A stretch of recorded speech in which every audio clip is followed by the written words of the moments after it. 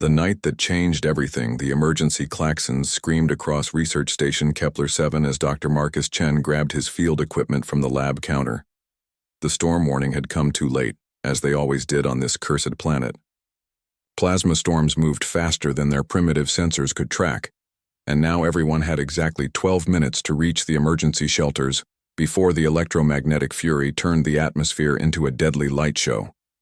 Marcus stuffed his medical kit into his backpack alongside the portable scanner and emergency rations. As the station's only xenobiologist, he was responsible for the research data on the local wildlife. But more importantly, he needed to reach Outpost Delta, where his long-term behavioral study was housed. 3 years of research on Vulcan Pack. Dynamics couldn't be lost to a storm. The corridor filled with researchers and technicians running toward the main shelter, but Marcus headed in the opposite direction. His supervisor, Dr. Sarah Webb, caught his arm as he passed. "Chen, where the hell are you going?" "The shelter's this way." "Delta Outpost," he shouted over the alarms. "The Vulcan data is irreplaceable. You'll never make it back in time." "That's an order, Marcus." He pulled free from her grip. "Then court-martial me later if we both survive." Marcus sprinted through the station's rear exit into the alien wilderness of Kepler 442b. The sky was already darkening with unnatural colors as charged particles began building in the upper atmosphere. He had maybe 8 minutes before the plasma storm hit with full force. The path to Delta Outpost wound through dense groves of crystal trees that hummed with electrical resonance. These formations would become deadly conductors once the storm arrived, but for now they provided some shelter. From the growing wind, Marcus's boots crunched on the mineral-rich soil as he pushed his endurance to its limit. He reached the small research shelter just as the first plasma bolts began dancing across the horizon. The automated systems had already sealed the main building and activated the electromagnetic shielding, but Marcus had his own emergency protocol. His personal survival tent was rated for Class 7 storms and had its own power source. He'd used it dozens of times during extended fieldwork. The tent deployed quickly in a small clearing 50 meters from the main outpost.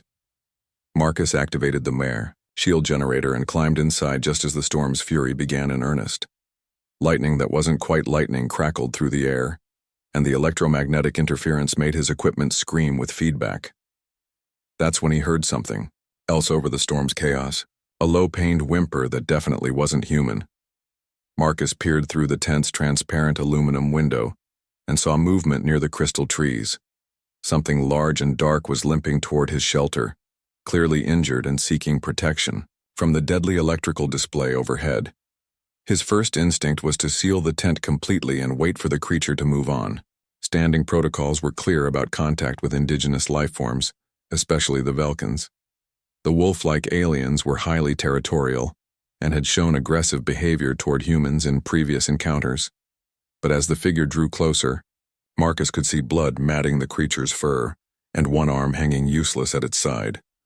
The being collapsed just outside his tent's perimeter. Through the storm's chaotic light show, Marcus could see it was female, based on the smaller build and different facial structure he'd observed in his behavioral studies. She was unconscious, bleeding heavily, and would certainly die if left, exposed to the plasma storm. Marcus made a decision that would haunt and define the rest of his life. He opened the tent, dragging an unconscious Vulcan female inside a small emergency shelter while plasma lightning exploded overhead was not covered in any handbook. She was heavier than she looked, her dense bone structure and muscle mass making her nearly twice Marcus's weight despite being roughly the same height. Her fur was a deep midnight blue with silver markings around her eyes and ears, patterns he'd never seen in his research. Once inside, Marcus quickly sealed the tent and activated the internal lighting. The Vulcan female lay motionless on the floor, breathing shallow and fast. Her injuries were severe, a deep gash across her ribs and what looked like burn marks on her left arm. The wounds appeared recent, possibly from territorial fighting or an encounter with the storm's edge effects. Marcus retrieved his medical kit, knowing that treating an alien species was a massive risk. Vulcan physiology was similar enough to humans that basic first aid might help, but their biochemistry could react badly to human medical supplies. Still, doing nothing meant watching her die. He started with the bleeding. The wound across her ribs was clean but deep, likely from another Vulcan's claws. Marcus applied pressure with gauze while examining the burn injuries. These were definitely from electrical discharge, probably from the storm's outer edge. She'd been caught in the open when the weather hit. As he worked, the Velkin female's eyes fluttered open. They were a startling amber color with vertical pupils that contracted sharply in the tent's bright light. For a moment, neither of them moved. Marcus found himself staring into an alien intelligence that was clearly assessing him as a potential threat. She tried to rise, winced in pain, and collapsed back onto the tent floor. Her mouth opened, revealing sharp canine teeth, and she made a series of low growling sounds that Marcus's translation software couldn't process. Her language was too complex and nuanced for the basic programs they'd developed. "Easy," Marcus said softly, raising his hands to show he meant no harm. "You're hurt. I'm trying to help." The Velkin female's ears flicked at the sound of his voice. Her head tilted slightly, and she made a different sound, more questioning than threatening. Marcus had studied enough animal behavior to recognize curiosity when he saw it. He pointed to himself. "Marcus." Then he gestured to her. "What do you call yourself?" She watched his movements carefully, intelligence clear in her amber eyes. After a long moment, she placed one clawed hand on her chest and made a sound that was part growl, part purr. "Zara."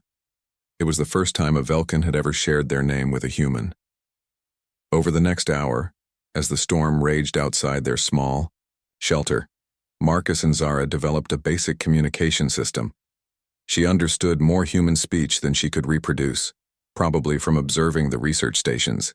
He learned that her injuries came from challenging her pack's alpha for leadership and losing badly. She'd been exiled and caught in the storm while seeking new territory. Marcus shared his own story in simple words and gestures. He was what humans called a scientist, studying her people's behavior from a distance. His own kind didn't fully accept him either, considering his work with aliens to be dangerous and unnecessary. They were both outcasts in their own way. As the medical supplies took effect and Zara's pain decreased, she became more responsive. Her movements were fluid and graceful, despite her injuries, and Marcus found himself impressed by her obvious intelligence. She examined his equipment with curiosity, careful not to damage anything but clearly interested in human technology. "Your people," Marcus said carefully. "They don't trust humans." Zara's ears flattened slightly. She made a complex series of sounds that his translator caught fragments of: fear, different, dangerous. "Mine either," Marcus admitted. "They think your people are too aggressive, too unpredictable." Zara studied his face for a long moment, then did something completely unexpected. She laughed. It was definitely laughter, though it sounded more like a series of short barks mixed with purring. She gestured between them and made the same sound. Marcus's translator had identified as different. They spent the rest of the night sharing stories through their improvised communication system. Marcus learned that Velkins had their own scientists and philosophers, that they created art and music, that they had complex social structures beyond simple pack dynamics. Zara discovered that humans weren't just destructive colonizers but could be curious, compassionate, and willing to take risks for others. When exhaustion finally overcame them both, they slept on opposite sides of the small tent. But sometime during the night, Marcus woke to find Zara had moved closer.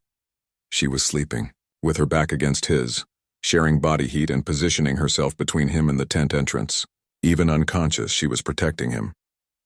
Dawn came with eerie silence as the plasma storm moved on. Marcus woke first and found Zara already awake, watching him with those intelligent amber eyes. Her injuries had healed remarkably overnight, Velkin physiology being far more resilient than human. She rose gracefully and moved to the tent entrance, then paused to look back at him. The message was clear. She was leaving, but something had changed between them. They'd shared shelter, stories, and vulnerability. In both their cultures, that created a bond that couldn't be easily broken. Zara pressed one clawed hand against the tent wall where Marcus still sat, and he matched the gesture from the other side. For a moment, they were connected through the thin barrier of technology that separated their worlds. Then she was gone, vanishing into the morning mist with the silence and speed of her species. Marcus watched her disappear, knowing that his life had just changed in ways he couldn't yet comprehend. Then she was gone, vanishing into the morning mist with the silence and speed of her species. Marcus watched her disappear, knowing that his life had just changed in ways he couldn't yet comprehend. He packed his equipment and returned to the research station, where he faced hours of questioning about his unauthorized departure during the storm. Dr. Webb was furious. The safety committee was demanding explanations, and the xenobiology department wanted detailed reports on any indigenous life he'd encountered. Marcus told them nothing about Zara. He filed a standard report about riding out the storm in his emergency shelter, with no significant incidents. But as he worked through the day, he found himself constantly looking toward the wilderness, hoping to catch a glimpse of midnight blue fur among the crystal trees. He didn't see Zara, but somehow he knew she was there, watching from the shadows, as changed by their encounter as he was. Neither of them realized that their single night together had created something unprecedented in the history of both species, a bond that would soon be tested by forces far more dangerous than any plasma storm. The Guardian's Fury, 3 weeks. After the storm, Marcus noticed the signs. Small things at first. His equipment was mysteriously protected from scavenger creatures that normally damaged anything left unattended in the field. Fresh water sources appeared along his regular research, roots marked with subtle scratches on nearby trees. Dangerous wildlife seemed to avoid the areas where he worked, as if something was actively patrolling his territory. Dr. Sarah Webb noticed his improved field success rate during their weekly review meeting. "Your data collection has increased by 40% since the storm, Marcus." "What changed?" Marcus studied his tablet, avoiding eye contact. "I've been spending more time in optimal locations. The storm patterns seem to have shifted animal behavior." Sarah's expression suggested she didn't entirely believe him. "The safety committee is still concerned about your solo expeditions, especially after that unauthorized shelter incident." "I've been careful," Marcus replied, which was true enough. What he didn't mention was that he felt safer in the wilderness than he ever had before. Something was watching over him out there, and he was fairly certain he knew what it was. That afternoon, Marcus headed to his usual observation point near the northern crystal groves. He'd been documenting Velkan pack behavior for months, but his research had taken on new urgency since meeting Zara. Understanding her people had become personal in ways his academic training couldn't account for. He was setting up his recording equipment when the attack came without warning. The Velkan Alpha emerged from the crystal formations with 3 packmates flanking him. This was Crex, the massive male whose territory Marcus had been carefully avoiding for months. Standing nearly 7 feet tall with battle-scarred silver fur, Crex represented everything dangerous about Velkan society. His amber eyes held nothing but contempt as he stalked toward the human researcher. Marcus slowly raised his hands, showing he was unarmed. "I'm not in your territory. This is neutral ground." Crex snarled, revealing intimidating canine teeth. The sound his translator produced was crude but understandable. "Human filth. Contaminate sacred ground. Die now." The pack leader's claws extended, each one capable of tearing through human flesh like paper. Marcus backed away slowly, reaching for his emergency beacon, but Crex was faster. The Alpha lunged forward with predatory speed, intent on ending the human threat permanently. The impact that followed knocked Marcus to the ground, but it wasn't Crex's claws that hit him. A blur of midnight blue fur crashed into the Alpha's side, sending both Velkans tumbling away from the human. Zara rose from the collision, positioning herself between Marcus and the hostile pack. The transformation in her was shocking. The gentle, curious female from the storm shelter was gone, replaced by something primal and terrifying. Her lips pulled back in a snarl that made Crex's threat seem mild by comparison. Her amber eyes blazed with protective fury as she faced down 4 opponents, who each outweighed her significantly. Crex recovered from his surprise and roared his challenge. Exile. You protect the meat thing. Betrayer of the blood. Zara's response was a sound Marcus had never heard before, a vocalization that seemed to bypass his conscious mind and trigger instinctive fear responses. Even through his translator, her meaning was crystal clear. Mine. Touch him and die. The battle that followed was unlike anything in Marcus's xenobiology textbooks. Vulcan combat was a dance of speed, strength, and tactical intelligence. Zara couldn't match her opponent's size, but she had something they didn't. Absolute determination to protect the human behind her. She moved like liquid lightning, using the crystal formations to her advantage. When two packmates tried to flank her, she leaped onto a resonating crystal spire and used it as a springboard to attack from above. Her claws found vulnerable spots with surgical precision, disabling rather than killing when possible. But 4 against 1 was impossible odds, even for a Vulcan fighting with desperate fury. Krex managed to land a blow that sent Zara crashing into Marcus's equipment. Blood matted her fur as she struggled to rise, still placing herself between the human and his attackers. That's when the real surprise came. A piercing whistle echoed across the crystal grove, followed by the distinctive whine of human plasma rifles charging. Colonel David Park emerged from the tree line with a full squad of colonial marines, their weapons trained on the Vulcan pack. "Stand down," Park barked, his amplified voice carrying clearly across the clearing. "All of you, right now." Krex and his pack found themselves caught between a wounded but still dangerous exile and trained human soldiers. The Alpha's tactical mind quickly calculated the odds and found them wanting.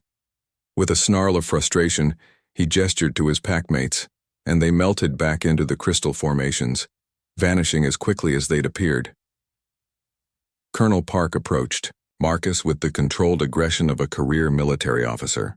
"Dr. Chen, you're under arrest for violation of the alien contact protocols, specifically unauthorized interaction with indigenous species." Marcus started to protest, but Park continued. "We've been monitoring your activities since the storm incident. Our surveillance recorded this entire encounter, including the fact that this Vulcan female has been protecting you for weeks." 2 Marines moved toward Zara, who was still struggling to stand. The moment they approached, she erupted in another of those terrifying snarls, her claws extending despite her injuries.